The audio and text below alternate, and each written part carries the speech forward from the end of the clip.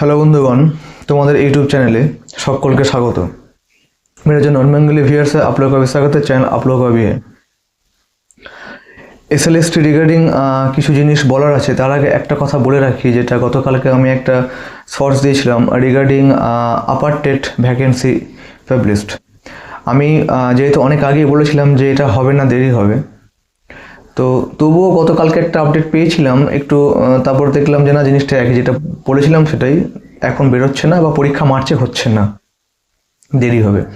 এই নিয়ে একটা কন্টেম্পট মামলা হয়েছে। এবার কন্টেম্পট মামলা জিনিসটা হচ্ছে যে প্রিভিয়াসলি যে এক্সামটা হয়েছিল আপার টেস্ট, সেখানে যে রিক্রুটমেন্টটা হয়েছিল সেখানে নাকি সিট বাকি রয়ে গেছে, সিট নাকি ফিল আপ হয়নি, যে অ্যালটেড সিটটা ছিল ওটা নাকি ফিল আপ হয়নি। তো সেই জন্য সেই সিট ফিল আপ না করা পর্যন্ত ওরা নেক্সট এক্সামস বা রিক্রুট করতে পারবে না। তো কালকে রীতিমতো একটা কেস খেয়ে বসে আছে, এটা একটা গেল। দ্বিতীয় কথা হচ্ছে যে যেটা এবার হচ্ছে আমাদের সেকেন্ড এসএলএসটি। দেখো, প্রথম থেকে জিনিসগুলো এরা যেগুলো করেছে এবং যেগুলো এখন চোখের সামনে আসছে, গতকালকে আমি বলেছিলাম যে দুটো দিয়ে বৌনি হয়েছে, ঠিক আছে, দেখো সংখ্যাটা কত দাঁড়ায় এবং দুয়ের পিঠে কতগুলো ডিজিট দাঁড়ায়। আমি এটা গতকালকে বলেছিলাম তোমাদেরকে। আজকে আমি তোমাদের একটা জিনিস দেখো, হয়তো তোমরা জানো, সেটা হচ্ছে যে ওই দুটো এখন কি হয়ে গেছে, 1000 প্লাস হয়ে গেছে এবং সংখ্যাটা 1086 প্লাস মানে 1100 আরও বাড়বে। এটা কারা? এটা 11-12 প্যানেলে। এদের জন্য কি হয়েছে আমি গতকালকে ডিটেলস বলেছিলাম, যে ইন সার্ভিস যোগ্যরা ওয়েটিংয়ে চলে গেছে। ফ্রেশারদের তো কথা ভুলেই যাও, কারণ এটা তো একদম ভিকটিমস। এইবার একটা কথা বলে রাখি, যে এই যে সিটগুলো খালি হচ্ছে এবং আরও হবে, এইখানে অনেকে দাবি করছে বা যারা যে ওয়েটিংরা এখানে পুরোপুরি চান্স পাবে। সেক্ষেত্রে একটা কথা বলে রাখি, যে ওয়েটিংরা যে দাবিটা করছে যে চান্স, আমি বলছি না যে পাবে না, কিন্তু ফ্রেশাররা যে একেবারে এখানে ঢুকবে না, এর গ্যারান্টি কে দিচ্ছে? এতটা কনফিডেন্স কে দিচ্ছে কাদেরকে? এটা আমার প্রশ্ন। দ্বিতীয় কথা, যে 3 ফেব্রুয়ারি যে 10 মার্কস কেসটা রয়েছে, খুব সম্ভবত এটা এক্সপেক্টেড স্ট্রংলি কি এটা একটা ভার্ডিক্ট দেওয়ার জায়গায় আছে। 13 ফেব্রুয়ারি এবং অনওয়ার্ডস আরও কেসগুলো রয়েছে, প্যানেল অফ এক্সপায়ারি এসব, এবং প্যানেল অফ এক্সপায়ারি কেসটা সুপ্রিম কোর্টেও কিন্তু যাওয়ার দিকে হাঁটছে বা এরকম একটা সিচুয়েশন তৈরি হয়েছে। রুল চ্যালেঞ্জ অলরেডি কেসটা আমি বলেছিলাম, সেটাও সুপ্রিম কোর্টে কিন্তু অলরেডি আছে, এই মাসেই হবে ফেব্রুয়ারিতে। 2016 যে কেসটা, যারা ইন সার্ভিস যোগ্য তাদের কেসটা আমি এগুলো আগে বলেছিলাম। এখন যেটা বলেন, যে প্রথম থেকে আমাদের একটা ভুল হয়েছিল, যেটা আমরা আজ করতে পারিনি, কারণ প্রথমে সবাই ভেবেছিলাম কি যে সুপ্রিম কোর্টের তত্ত্বাবধানে কাজটা হচ্ছে, কিন্তু এরা যে সুপ্রিম কোর্টের ওপরের লোক, এরা যে এর বড় খেলে দেবে, এত বড় খেলোয়াড় বা প্লেয়ার, এটা জানা ছিল না। এদের তো শেমলেস, এদেরকে কিছু বলে লাভ নেই। আমার কাছে এত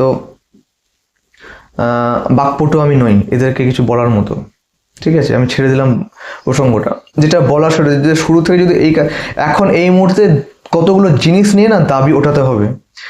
এই প্রসঙ্গে একটা কথা বলে রেখেছি, এই মুহূর্তে কিন্তু 2016 যারা ইন সার্ভিস, তারা কিন্তু খুব ইউনাইটেডলি লড়ছে, যেটা দেখতে পাচ্ছি। 2016 ইন সার্ভিস যোগ্যরা ইউনাইটেড ওয়েতেই লড়ছে, ঐক্যবদ্ধভাবে।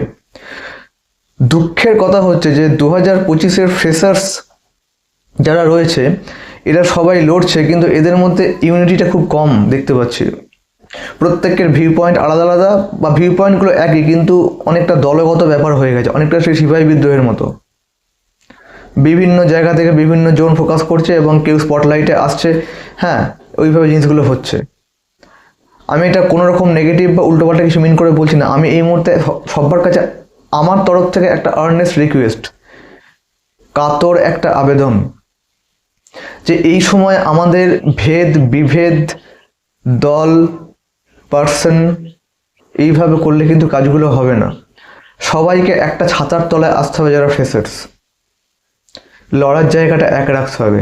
এখানে লড়াইয়ের অনেকগুলো জায়গা আছে, আন্দোলন করার, পথে নামার অনেকগুলো জায়গা আছে এবং দারুণ গোল্ডেন পয়েন্ট রয়েছে।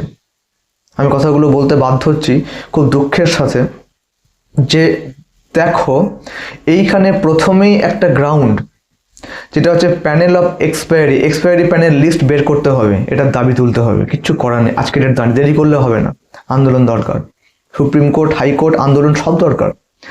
সেকেন্ড পয়েন্ট হচ্ছে ওএমআর পাবলিশ করতে হবে 2025-এর, একেবারে ওএমআর পাবলিশ করতে হবে, কারণ এক্সপায়ারি প্যানেলে 6000+ কিন্তু ক্যান্ডিডেটস রয়েছে, সব কটা বাদ যাবে। ওএমআর 2025-এ পাবলিশ করতে হবে, এটা একটা পয়েন্ট। তৃতীয় পয়েন্ট হচ্ছে যেটা সব থেকে, আমি যেটা গতকালকেও বলবো করে ভুলে গেছি, আজকেও আমার এক শ্রোতা বন্ধু ফোন করে বললো জিনিসটা আজকে সকালের দিকে, তো জিনিসটা আমাকে একটু রিমাইন্ডার দিয়ে দিল, এবং এই নিয়েও কেসটা হয়েছে, ঠিক সুপ্রিম কোর্টে যাওয়ার জায়গায় চলে আসবে, একটু ঐক্য দরকার। সেটা হচ্ছে যে পুরোপুরি রিক্রুটমেন্ট প্রসেস, যে টোটাল পুরোপুরি ক্ষমতাটা কমিশনের কাছ থেকে ছিনিয়ে নেওয়ার সময় এসেছে। কমিশনের যোগ্যতা নেই, এরা সৎ হবে না, এরা সৎ অনেস্ট, হ্যাঁ হওয়া মানে হচ্ছে পশ্চিম দিকে সূর্য ওঠা, জীবনে সম্ভব নয়। কয়লা কখনো সাদা হয় না, কালোই হয়, তুমি যতবার ধো যা ইচ্ছা করো, কয়লা কালো। সেই জন্য বলে দিচ্ছি যে এই ক্ষেত্রে একটাই দাবি এই মুহূর্তে তোলা উচিত, যে এদের কাছ থেকে পুরো পাওয়ারটা ছিনিয়ে নেওয়া উচিত। এদের জন্য মানে ফ্রেশার বলো, পিএইচ হ্যান্ডিক্যাপ যারা, তারা ডিসেবলড যারা, তারা কাস্ট ক্যাটেগরি এসসি, তারা ইন সার্ভিস যোগ্য, তারা মানে সবাই এদের কাছে লেচ্ছ, এদের কাছে একটা শ্রেণী খুব গুরুত্বপূর্ণ, ঠিক আছে, টেন্টেড, তারা খুব যোগ্যতা সম্পন্ন, ঠিক আছে। তো ঘটনা এটাই যে এদের কাছ থেকে পাওয়ারটা কোনো প্রাইভেট বডিকে, কোনো প্রাইভেট এজেন্সিকে এটা দেওয়া উচিত, এবং পুরো প্রসেসটা সঁপে দেওয়া উচিত। এই মুহূর্তে আমি কথাগুলো বলতে বাধ্য হচ্ছি, শখে বা অন্য কোনো উদ্দেশ্য নিয়ে বলছি না, এটা আমার বহুত দিন আগে থেকে মাথায় আসে বলি করে জিনিসটা ওভারল্যাপিং হয়ে যায়।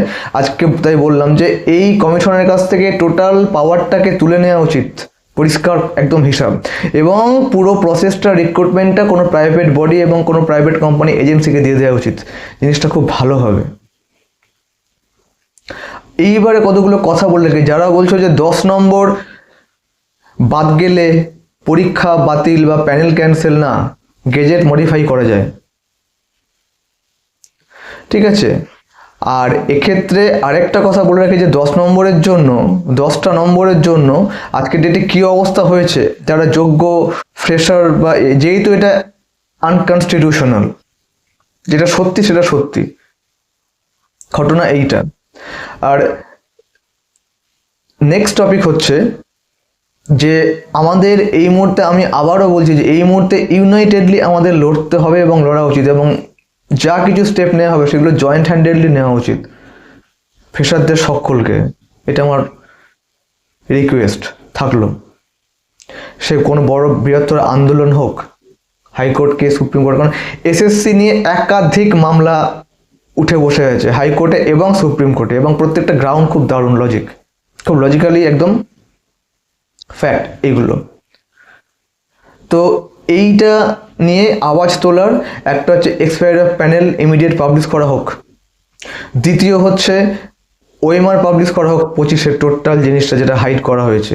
আর টেন্টেড এখানে 1100-1200 আছে, এখানে প্রচুর টেন্টেড আরও আছে। আমি আবারও বলছি, এই 2 থেকে যখন ঝট করে 1100 হয়ে গেল, তাহলে 1100 ঝট করে আরও অনেকটা, মানে কত ঢুকে প্লাস, সেক্ষেত্রে কী হবে, এই প্যানেলটা কিন্তু, এই নিয়ে বোধহয় 100 কোটি বার বলছি, প্যানেলটা কিন্তু থাকবে না, রিপ্যানেল করতে বাধ্য হতে হবে যে জায়গায় দাঁড়িয়েছে।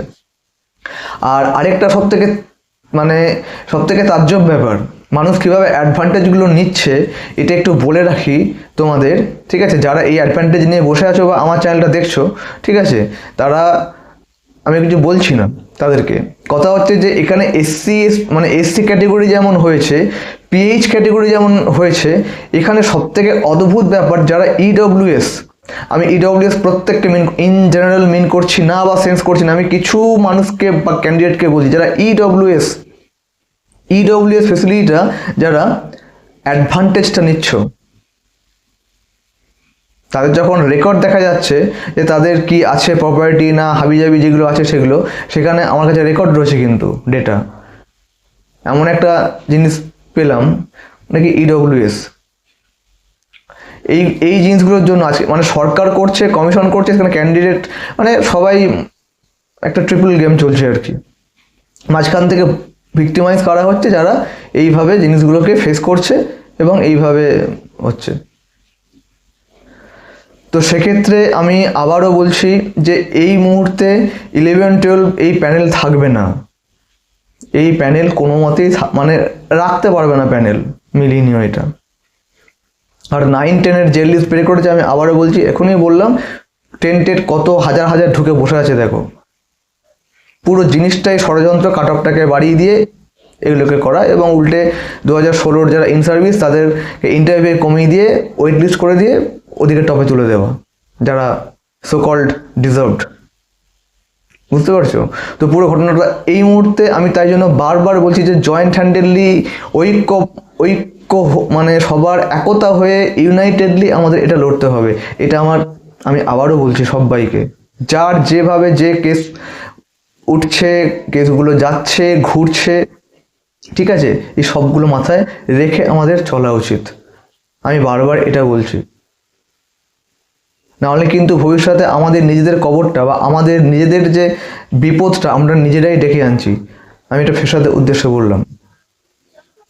16রা যদি ইউনাইটেডলি লড়তে পারে, তাহলে ফ্রেশাররা কেন পারবে না? কেন বারবার এদিক সেদিক করে জিনিসগুলোকে হচ্ছে?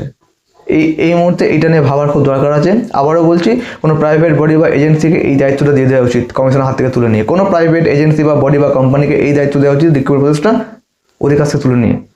ওরা জীবনে করবে না, এটা ভালো করে করবে না। এই করতে করতে ভোট চলে আসে, ভোট আসতে তারপরে বলে আমাদের রিক্রুট করতে দেয়নি, কোর্টে কেস উঠে গেছে, আমরা চেয়েছিলাম, ভীষণ কাঁদুনে গিয়ে দেবে, ন্যাকামো করে দেবে। পাতি কথা একদম ভাই। দেখা যাক নেক্সট আপডেট আমাদের কি উঠে আসে, আমি আপডেট দিতে থাকবো। সাথে থেকো, পাশে থেকো। আর আমার ডিসক্রিপশন বক্সে আমি আমার হোয়াটসঅ্যাপ গ্রুপ লিঙ্ক এবং টেলিগ্রাম চ্যানেল লিঙ্ক আমি দিয়ে রাখছি, ডিসক্রিপশন বক্সে ক্লিক করে অ্যাডেড হয়ে যাবে। আজ এটুকুই। বি পজিটিভ ফ্রেশার্স, আমি আবারও বলছি, বি পজিটিভ, বি হোপফুল। এখানে একটা কথা বলে রাখি যে এইখানে আমি আবারও বলছি যে 9-10-এর যে জিনিসটা হবে খুব পজিটিভ ওয়েতেই হবে এবং হওয়া উচিত বা হতে চলেছে, এটুকু নিয়ে তোমাদের অ্যাসিওর করতে পারি আমি। ফ্রেশারদের উদ্দেশ্যে বললাম এটা। আজ এটুকুই, দেখা যাক পরে কি আপডেট উঠে আসে। ভালো থেকো, পজিটিভ।